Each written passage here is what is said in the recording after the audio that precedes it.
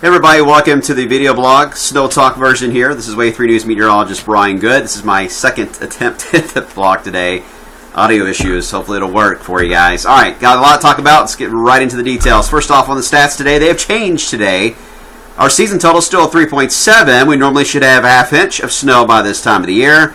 But last year, we've had more now. We've just surpassed this year's total to date. 4.0 thanks to that winter storm we had between the 5th and the 7th.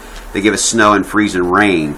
But don't despair, snow lovers. It's still early in the season. It's still officially autumn, right? All right, tomorrow, a very minor system, not even worth half a bar, really. Just a few flakes are what we're talking about. Next week, looks to be a rain to snow scenario. Not a snowstorm, but a system of interest.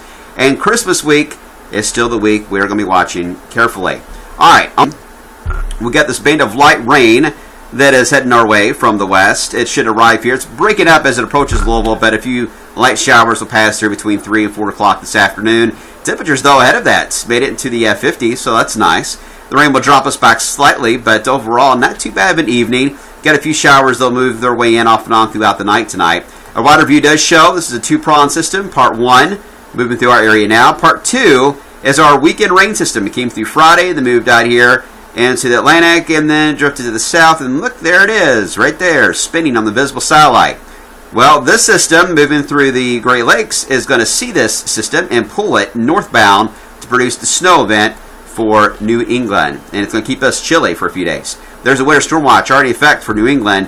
That's where your significant snow will take place. For us, we got the weaker version of the system passing through, so some light rain showers tonight.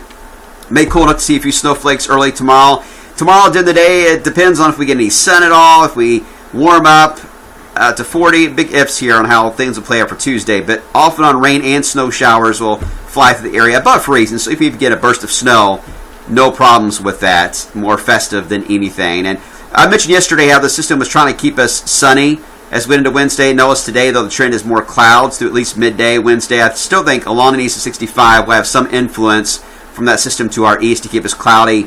But by Wednesday afternoon and evening, and it's certainly about Thursday, a clearing sky looks likely.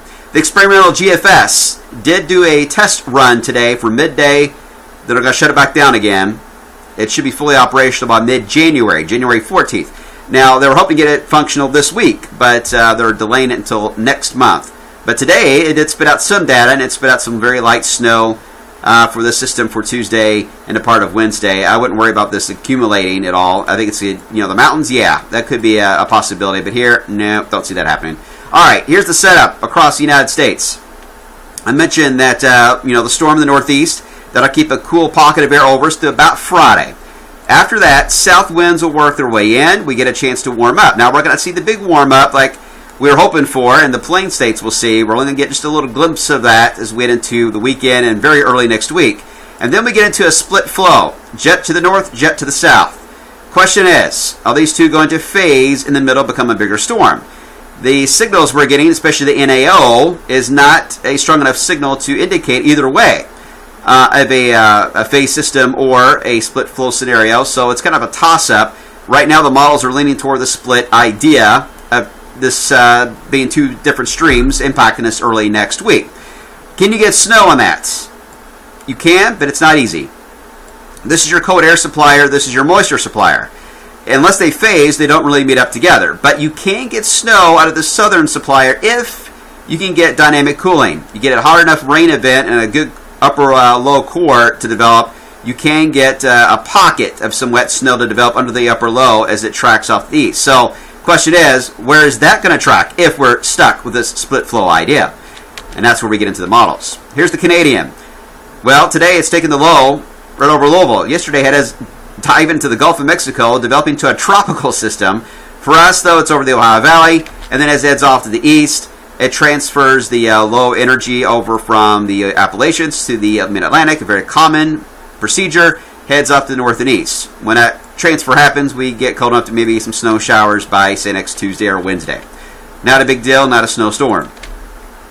The cold core, again, is focused in two areas where the cold air supplier is, and then you can get underneath the upper low, you can get some snow to break out. And it would suggest the better chance for that being in Mississippi and Alabama if it happens at all based on the track. So the upper low track is key on dynamic cooling. The experimental GFS is very weak with the low. It's not strong enough to produce dynamic cooling to the south, so it keeps any wintry threat with a cold air supplier off to the north. The Canadian, or the Euro, excuse me, just came in.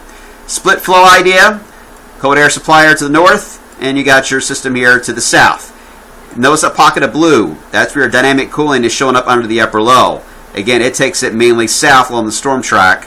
Rain here locally, and then a snow event for the Great Lakes. And here's your 850 temperatures. So the areas for dynamic cooling, anywhere in blue, again, south and the Great Lakes. So for us to get snow out of this, you're going to need this upper low to track right over us to give us dynamic cooling, or you're going to need the system to phase into one big system and get some backlash snow on the back side of that. That's pretty much the only way. Otherwise, we're stuck with rain out of this. Still a big debate on that, so stay tuned. And then as we into Christmas week, the Canadian ensemble just came in, still showing the Arctic air dropping southbound for Christmas week, which is going to make things interesting for us. Here's your update for Christmas Day. No change, still keeping it a moderate risk for wintry weather for that day, a lower risk for it to be all liquid. Therefore, colder weather is more likely at moderate risk, and then lower risk for warmer weather. I have not changed those at all. Nothing off the charts, but to me it looks like a wintry scenario for Christmas week. We just got to figure out the details on that. So, in the short term, no snowstorms. Just a little bit of festive snow for later tonight and tomorrow. Warming trend for the weekend. Fairly quiet week overall. Next week, got to figure out how that's going to evolve. The two streams is going to be phased, and we're going to have a cold upper low pressure. A lot of debate. We're not going to really know that setup really until about 4 days before it happens. So between now and then, we're just going to analyze it to death. But we're not really have confidence in it until we get closer. And then Christmas week, anything's on the chart at this point, but it does look interesting. All right, we'll see you today beginning at 5 o'clock. Thanks for watching.